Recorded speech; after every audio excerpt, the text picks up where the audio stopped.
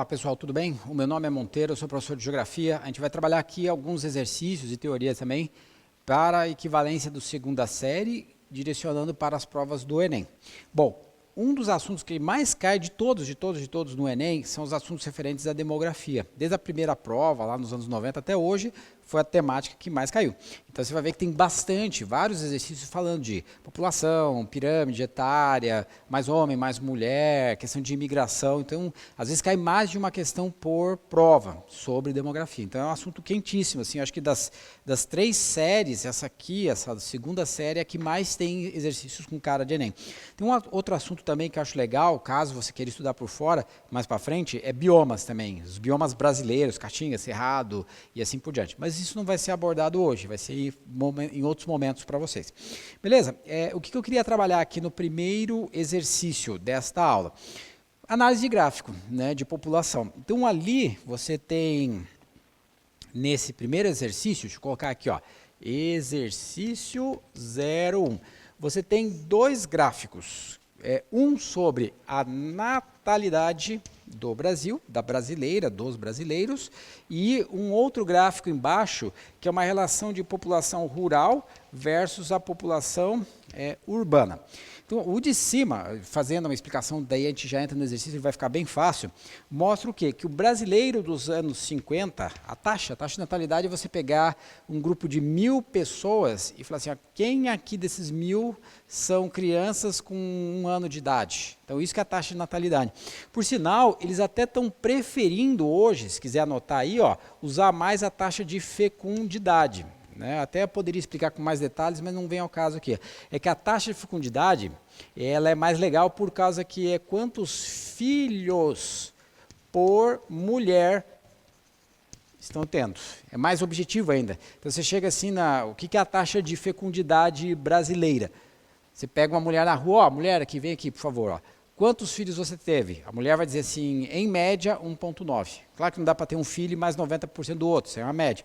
Então a taxa de fecundidade é quantos filhos a mulher está tendo. É muito melhor, assim, é mais comum em prova. Mas a natalidade, assim, qual que é a taxa de natalidade? Ó, tá vendo essas 1.000 pessoas aqui? Quantas têm 1 ano de idade? Quantas são crianças, nasceram há pouco? Então, ele é meio subjetivo a natalidade, a fecundidade é mais objetiva. Mas tudo bem, não tem problema. Então o que mostra aqui no exercício, no gráfico, ó, que a taxa de natalidade brasileira diminuiu. A de fecundidade, mesma coisa, a mulher está tendo menos filhos. Vai até a última medição, que é 2010.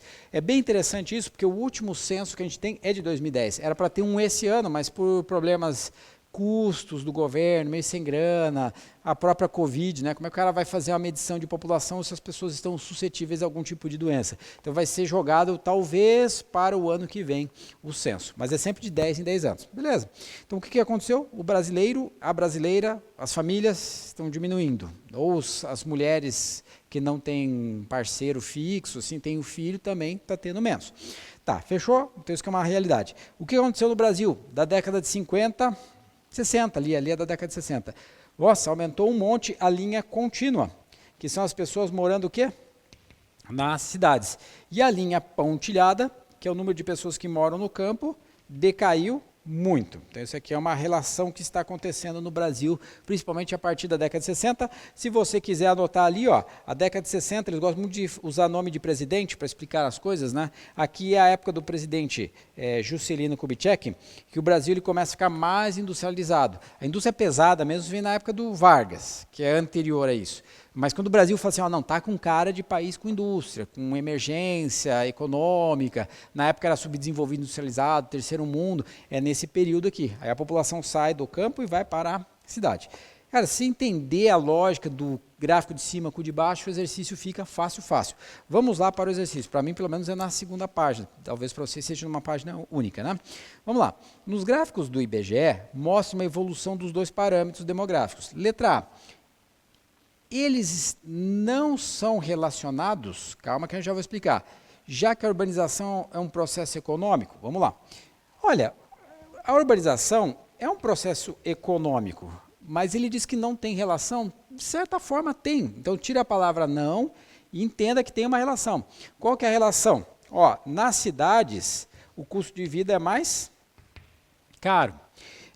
Nas cidades, você tem que ficar mais tempo trabalhando.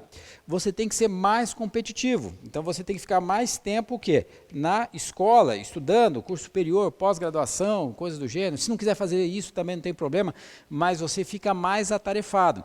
E o custo de vida mais caro, então as pessoas morarem nas cidades fizeram também com que as pessoas tivessem menos filhos. Então tem uma relação sim, a palavra não está incorreta ali. Ó. Letra B. Alterados por consequência de políticas de contenção chamadas neomalthusianas. Acho que você já deve ter visto isso, né?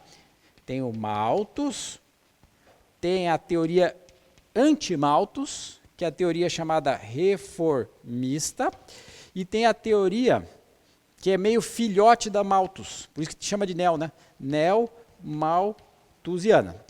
O que o Malthus falava? Ó, você tem que controlar a população na marra. Chega lá e obriga, ó, não é para ter filhos. Só que o Malthus, ele é do século, vou colocar aqui, ó, XIX. Geral, ele não está pedindo esse exercício, mas é legal fazer um link aqui, ó. A neomalthusiana, se é nova, né? Agora, né? Ela é bem típica da China, do governo chinês. Tudo bem que a China está mudando isso, mas o governo chinês ainda tem controle de natalidade. Era muito rígido, agora é mais ou menos rígido e tudo mais. Então, ele falou que isso aqui, ó, que o Brasil, as brasileiras estão tendo menos filhos porque o governo do Brasil obriga, ó, pare de ter filho, o governo não obriga nada aqui no Brasil. O Brasil, meio que sem querer, foi sem querer, assim, vamos ajudando aí e acabou rolando. Ele é reformista, que também é conhecida como teoria de controle da natalidade marxista. O que essa teoria fala? Mete a galera na escola, tenta dar trabalho, tenta dar saúde para as pessoas, que aí de forma, abre aspas, natural, as pessoas controlam a natalidade. Então o Brasil, apesar de ser meio bagunçado, o SUS ele tem suas vantagens. Se você chegar lá no SUS e falar assim, quero camisinha, o SUS te dá. Ó, o SUS, Sistema Único de Saúde, né? Preciso uma vasectomia, uma laqueadura lá para minha esposa, que tem um monte de filho e tudo mais. O SUS tenta ajudar. Então, o nosso sistema é mais para reformista, para justificar essa queda aqui no gráfico. Beleza? Então, não tira a palavra neomalthusiana e põe reformista. Letra C. Iniciados no século XIX e consolidados no século XX, devido à industrialização. Ele falou isso aqui, ó. Olha, a nossa queda em fecundidade aconteceu lá no século XIX. No século XIX o Brasil era mato, floresta, assim, ó, floresta, cerrado, não tinha ninguém, assim, ó, meia dúzia de pessoas morando no litoral. A população do Brasil em 1800 era de mais ou menos 10 milhões de habitantes, hoje é 220, então era muito menor. Então isso aqui acontece, se você quiser marcar, só no século XX, na segunda metade. Está errado o número ali, 19, né? Tira o 19. Letra D, esse gráfico tem a ver o quê? Associado sobretudo por conta dos custos de vida e dos comportamentos o quê? Urbanos. Ó, custo de vida e características de você morar nas zonas urbanas. Então, essa aqui seria a verdadeira. E a letra E, por exclusão, tem que ser falsa. Ele fala que os gráficos são contraditórios. Não, eles são complementares. Um tem a ver com o outro, de cima e de baixo. Tendo em vista que as famílias que permaneceram no campo reduziram a natalidade. Vamos lá. Quem mora no campo hoje, em 2020, tem menos filhos que antigamente, mas eles continuam tendo um número maior do que o das pessoas da cidade. Então a palavra contraditória acho que ficou mais incorreta para o exercício. Então fechou essa questão aqui, ó, muito popular e legal. Depois eu queria fazer com vocês o exercício 2. Esse tipo de exercício nunca caiu em prova, porque nunca aconteceu o fenômeno. E ele é um exercício extremamente polêmico, e eu gosto de coisas polêmicas, eu gosto de fazer a coisa pegar fogo aqui, né, nas explicações. Então, o que ele vai falar? Ele vai falar sobre o Covid. Só que daí a gente fica com uma pulga atrás da orelha. As provas do Enem, as questões, são feitas muito antes da prova ser aplicada. Só que esse ano vale tudo, né? É um ano muito diferente de qualquer um da história recente, aí, pelo menos depois da Segunda Guerra Mundial. Então, eu acredito que se bobear, eles colocam questões do Covid na prova, se bobear, né? Provavelmente não, mas tem esse risco. E é muito difícil você associar, eu já tentei ler bastante, estudar sobre isso, se o Covid tem a ver com o clima. Deve ter, o clima, assim, interfere, ter mais casos ou ter menos casos. Mas eu acho que a influência de morrer mais ou morrer menos por clima ainda é pequeno, né? E aí eu vendo os estudos, que ele vai colocar uma tabelinha aqui, que é bem interessante, ó, de mortes, né? Mortes ou casos? Mortes, né? É uma matéria triste, mas demografia só lida com coisas tristes, assim, que são as mortes. Então, as mortes por Covid, elas estão muito relacionadas ao quê, ó? Elevadas densidades, o que, ó?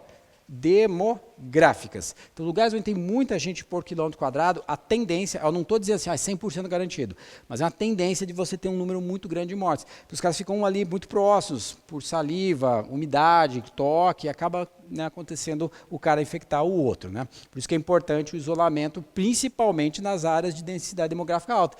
Ah, o cara mora lá no interior da Austrália, é 1 habitante por quilômetro. O cara não precisa nem ficar isolado, ele naturalmente já está isolado, né? E as mortes estão extremamente associadas ao que também? População idosa. Quanto mais idoso tiver no país, a probabilidade de ser extremamente elevada das mortes. Mesmo que o sistema de saúde seja bom. Então você... Nossa, como eu vejo besteira em jornal. Os caras falam muita besteira em jornal. Então, tem países que têm um sistema de saúde excepcional, tipo da Inglaterra, que é um dos melhores do mundo, mas as taxas de mortalidade são elevadas. Aí tem países que investem menos em saúde, que nem o Brasil, que também não é ruim, a saúde brasileira poderia ser melhor, mas não é ruim. Aqui você tem menos taxas de mortalidade do que na Inglaterra, que tem um sistema super legal de saúde. E tem países que nem tem sistema de saúde, totalmente caquético lá, em algumas partes da África ou do sul da Ásia, nem tem sistema de saúde gratuito e os caras têm uma taxa de mortalidade menor. Então o sistema de saúde é importante, eu defendo, é legal que tenha, mas não tem uma relação morrer mais ou morrer menos se o sistema de saúde é bom ou ruim. Isso aí é outro fator. Esses aqui são os principais. E aí, quer ver, ó, como dá para fazer um link aqui, ó, o país que mais tem casos por habitante no mundo, pelo menos até agora, porque cada dia praticamente muda, é a Bélgica.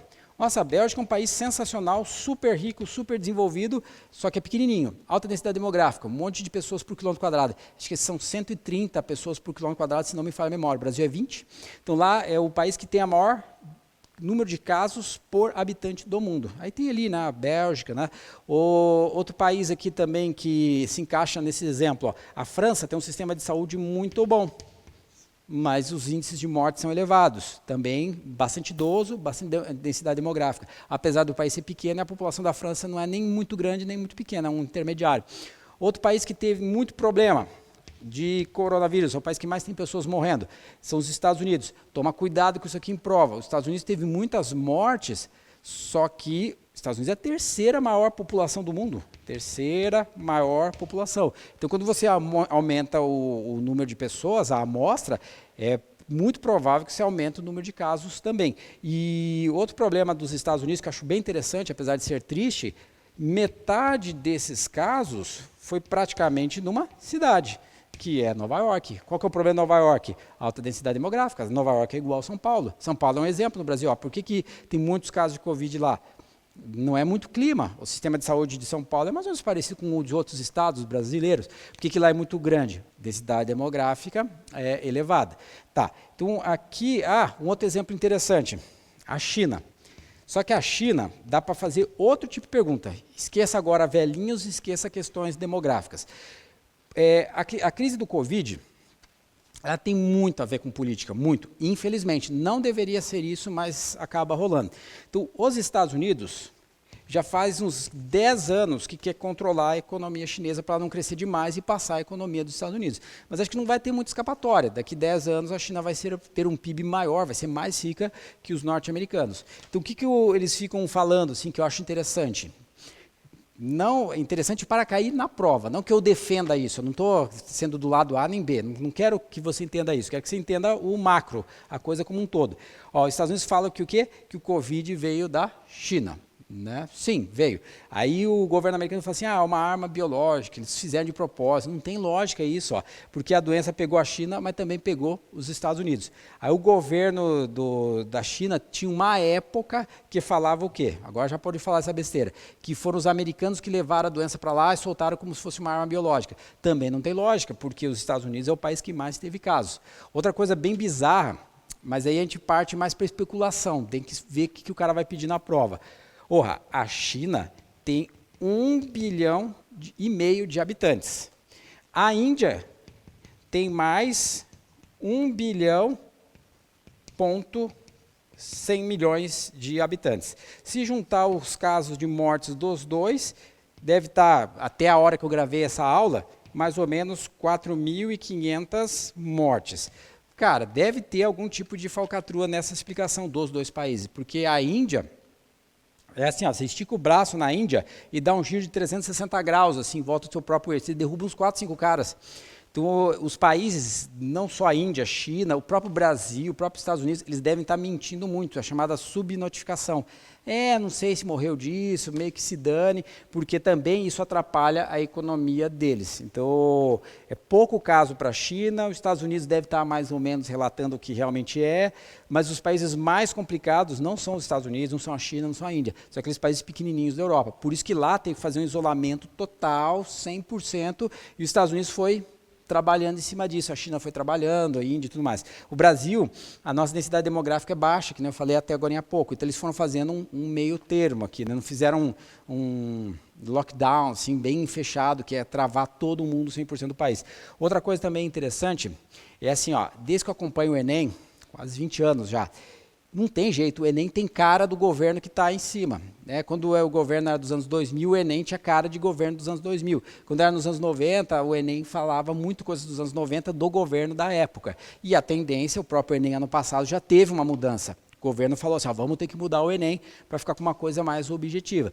Então é importante que você entenda, só que ele não vai falar assim de forma tão direta, que o presidente, vou colocar aqui, ó, presidente Bolsonaro, ele não ajuda muito porque ele fica brigando o quê, ó, com a imprensa, né? TV, jornal, algumas emissoras de grupos, né, de comunicação. E aí esses grupos vão fazer o que? A festa falando mal do governo. Então por isso que eu comentei no início da explicação que é uma briga o quê? Política muito intensa. Esse mesmo exemplo acontece para o quê? Ó?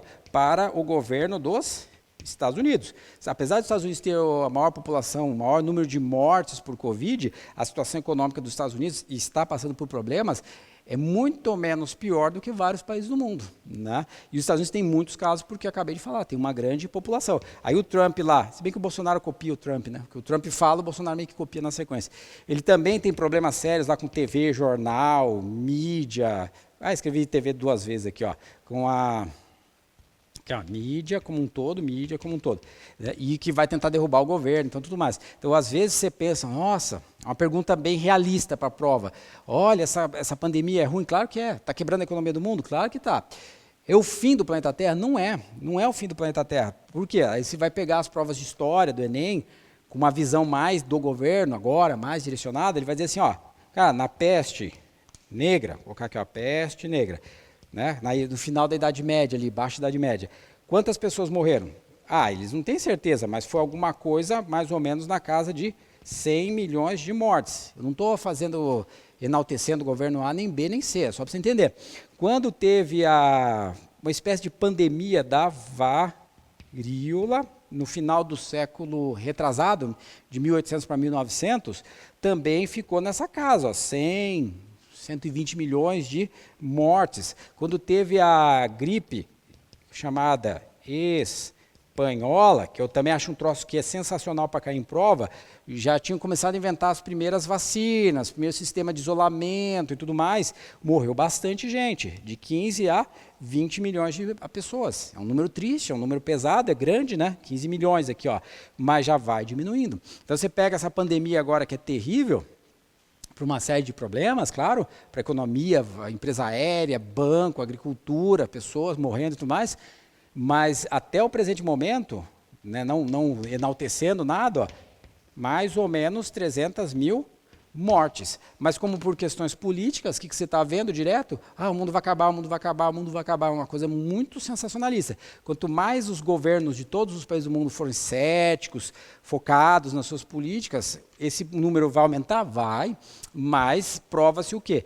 Que essa epidemia é muito menos nociva, porque você consegue controlar, você tem medicamentos, você tem tecnologia, controle de fronteira, que antigamente não tinha isso, e aí os números vão ser bem, mas bem menores que as epidemias anteriores. Então aqui eu criei lógicas para você entender, né, o exercício, que ele vai falar da Europa. Bem legal esse exercício. Então, o primeiro texto coloca o número de mortes, eu mais ou menos expliquei. Aí o segundo faz aquela clássica pirâmide etária. Aí o que acontece? A base da pirâmide etária da Europa, isso aqui é só da Europa, é estreita, porque o europeu quase não tem filho. E o meio da pirâmide europeia é largo, porque tem muito adulto na Europa, e o topo não é super largo, mas é o continente que mais tem idosos no mundo. E agora, infelizmente, o que aconteceu? Bélgica, França, Espanha, Itália, morreu muita gente, principalmente na terceira idade. 80% dos casos de falecimento são pessoas da terceira idade com o Covid. Então, o topo da pirâmide lá na Europa, eu estou chutando, o cara pode perguntar isso, vai dar uma diminuída forte? Vai, infelizmente vai. Né? Vai ter que incentivar imigrante? Vai. Vai ter que incentivar as pessoas a terem filhos na Europa? Vai. Isso é uma pergunta muito coerente para esse momento, apesar de ser triste. Agora a gente vai para o exercício, daí rapidinho a gente já encerra aqui. Ó. Letra A, usando a análise do gráfico e daqueles dados lá. Será que na Europa, desculpe que eu não li aqui o finalzinho abaixo da pirâmide etária, ó. Analisando o ranking de países com maior número de mortos pelo novo coronavírus e a pirâmide etária média do continente europeu e a presença marcante de nações da Europa na lista, se dá pelo quê? Ó, por que os países europeus estão mais na lista? E aí, analisando pelo gráfico de pirâmide etária. Será que tem mais países europeus pela menor presença de adultos na população? Não. Pela maior presença de adultos, e é um adulto maduro, se você quiser escrever aí na tua folha. O que é adulto maduro? É aquele que não é 20 anos de idade, 30 anos, é aquele 40, 50, já quase virando idoso. Então a letra A, ela é falsa por causa da palavra menor.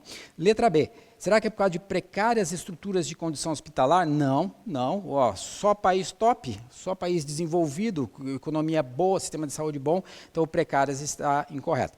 Letra C, será que é pela quantidade de idosos? Sim. Grupo mais vulnerável? Sim. E outras coisas também que a gente explicou aqui, mas essa letra C seria a correta. Letra D de dado, pela grande quantidade de jovens assintomáticos, que não têm o sintoma, o jovem, não tem muito jovem na Europa, nesses países da tabela. Então essa aqui seria falsa. Até uma coisa legal para a gente raciocinar, fugindo um pouco do exercício, mas não fugindo muito. O Brasil ele é um país de adultos, mas o adulto um pouco mais para jovem, assim, 30 anos, 25. Até é uma das explicações para o coronavírus, apesar do Brasil estar no ranking mundial entre os 10 maiores números de casos, de mortes, mas por habitante o Brasil não tem um número muito grande. Né? Se você dividir a população do Brasil pelo número de mortes, é baixo no Brasil. Isso é bom para a gente. Um dos fatores é também não ter muito idoso. Né? Então, isso aqui também seria uma pergunta bacana para a prova. Então, letra D é falsa por causa da palavra jovens, e a letra E está incorreta porque ele fala assim, será que houve uma ineficiência da gestão das crises na saúde pública? Não, cada país lá da Europa usou uma técnica. Vamos tentar, nunca aconteceu isso, vamos tentar resolver. Mas acho que não houve uma má gestão. Porque se tivesse uma má gestão, que as pessoas não entendem, principalmente repórteres, assim, que falam os troços meio na louca, assim, ó. Se tivesse uma má gestão da saúde na crise do corona, a gente estava com isso aqui, ó, igual a gripe espanhola, milhões e milhões de pessoas morrendo, que nem a varíola, a peste negra, milhões e milhões. Quando eles perceberam, a OMS, lá no final do ano passado, começo desse ano, a Organização Mundial de Saúde já foi meio que alertando, olha lá, está começando lá na China, se prepare. Aí os Estados Unidos está criticando a China, que isso é a verdade, né? A China e a OMS, que é da saúde, demorou para dar o aviso. Demorou, mas foi dado, não é um troço largado, ninguém fez absolutamente nada. Então a palavra ineficiência está incorreta aqui. Certo, pessoal? Obrigado pela atenção de vocês. Aqui eu encerro a primeira parte, aí daqui a pouco a gente volta para dar a segunda parte. Ok? Até mais. Tchau, tchau.